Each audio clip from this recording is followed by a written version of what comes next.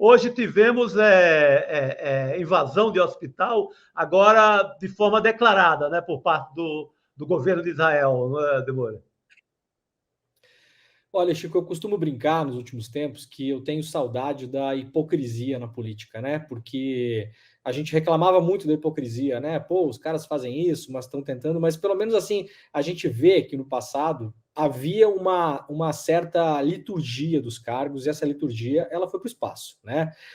Nós chegamos a ver agora, nos últimos dias, ontem, se eu não me engano, e aí também tem uma responsabilidade enorme da imprensa, porque a imprensa noticia isso como se fosse noticiar que a chuva é molhada, né, Chico? Israel fazendo uma propaganda dizendo que está levando aparelhos médicos para Gaza. Assim, veja, Chico, assim, eu às vezes penso, sinceramente, meu camarada, que eu estou ficando maluco, né? Eu não sei se as pessoas têm a mesma sensação que eu tenho. Eu, às vezes, vejo as notícias e penso, não, peraí, eu tô ficando maluco, gente. Será que eu tô sendo muito rígido aqui? Será que eu preciso me aos tempos, né? Será que eu tô ficando velho? Será que eu tô ficando caduco? Será que eu não tô mais entendendo o que está acontecendo? Porque a gente pensa isso. Porque, assim, você tem um exército poderosíssimo, o número de soldados que foi movimentado para cercar Gaza, Chico, é maior do que o contingente que a Rússia usou para invadir a Ucrânia. A gente não está falando de uma operação pontual, a gente não está falando de uma operação que usou de inteligência para não ter danos civis. Não, a gente está falando de um contingente militar que poderia ter sido usado para invadir a Ucrânia, né? Fora isso, nós temos um contingente militar dos exércitos europeus. A França, a Alemanha, o Reino Unido e os Estados Unidos também aportaram submarinos e porta-aviões nucleares na frente do mar de Gaza, no Mediterrâneo. Né? E aí nós temos, nesse momento, uma destruição total. A gente vendo as entrevistas que aconteceram nos últimos dias com os sobreviventes de guerra que conseguiram finalmente sair de Gaza, né, foram trazidos para o Brasil. A gente vê nas entrevistas que pessoas que já estavam acostumadas, né, Chico, mesmo, pessoas que nasceram lá, o Hassan Rabi, por exemplo, que foi entrevistado pela Heloísa Vilela, né? O Hassan Rabi é um cidadão que nasceu em Gaza. Nasceu em Gaza. Ou seja, o Hassan, ele está acostumado com o que acontece em Gaza. Ele é um tipo de pessoa que, infelizmente, existe no mundo, que é aquele tipo de pessoa que está dormindo às 5 horas da manhã, Chico, e escuta uma bomba explodir no quintal e não levanta da cama. Entendeu? Porque assim, né, é mais uma, né? Agora, o que a gente viu nesse momento, nesses ataques, é diferente de tudo o que aconteceu em Gaza. Os relatos que têm surgido das pessoas que estão conseguindo entrar lá são de que a parte de norte de Gaza acabou a parte de norte de Gaza. Ela não é uma questão que vai ter depois que ser emendada, né, Chico? Assim, ela foi dizimada. Eu estou falando, gente, de universidades, escolas, jardim de infância, parquinho de criança, praça, avenida na praia, a praia, o quiosque da praia, entendeu? O bar da esquina, o supermercado, toda a tubulação de água, toda a fiação de luz, toda a infraestrutura. É como se você pegasse uma parte do Brasil, uma área do Brasil, e aniquilasse toda a infraestrutura urbana daquela área. As estradas, Exato. as pontes, os viadutos, tudo.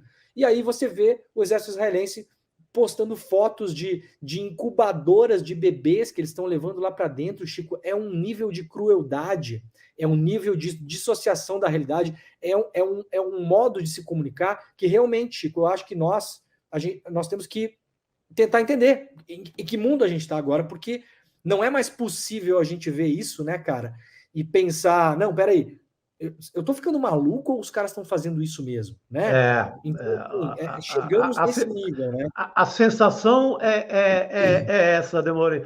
Hoje, agora à tarde, né, notícia quente, o Conselho de Segurança da ONU aprovou uma resolução para parar a guerra, para frear a guerra. Uma resolução da delegação de Malta.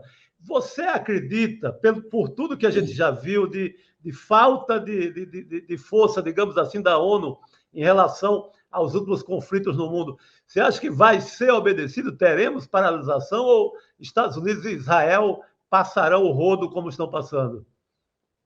Olha, Chico, isso infelizmente não vai acontecer. Essa resolução é uma resolução que ela teve 3 abstenções importantes, uma abstenção da Rússia e uma Isso. abstenção do Reino Unido e dos Estados Unidos, né? Os Estados Unidos e Reino Unido são países que jogam com a diplomacia sempre do mesmo lado, né? Então é uma abstenção em conjunto, digamos assim, né? O que Exato. acontece nesse momento? Malta é uma ilha minúscula, né? Uhum. É um grande entreposto do capitalismo mundial também. Malta, não sabem, é um paraíso fiscal, né? E Malta é o lugar onde rodam a maioria das plataformas de apostas do mundo hoje. Então, Malta é um grande entreposto de fluxo de dinheiro, né? Dinheiro internacional passa por Malta.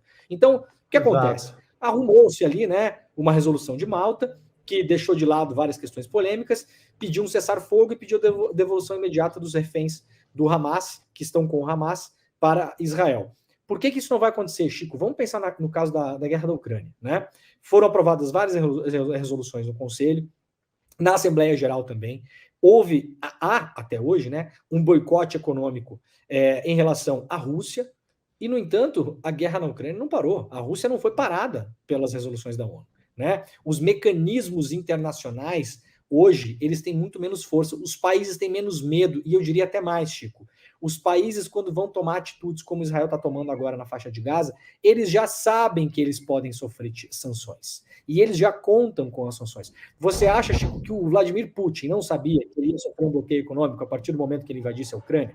É claro que ele sabia, né? Claro que Mas ele sabia sim. também que, ao mesmo tempo, todo o petróleo que ele vende para os Estados Unidos, ele não poderia mais vender para os Estados Unidos, mas ele venderia para a Índia. E a Índia venderia para os Estados Unidos, que é o que está fazendo agora, né? Então, assim, não há, no mundo globalizado em que nós vivemos, não há mais modo desses mecanismos serem respeitados. E a ONU própria não se dá ao respeito também, né? Porque a ONU toma várias decisões que a gente vê que são decisões que são muitas vezes super carinhosas com algumas pessoas, né? E super duras com outras pessoas. O mesmo vale para o Tribunal Penal Internacional de Haia, né? Famoso até hoje na sua história por condenar Exato. apenas, por exemplo, ditadores sanguinários africanos, né?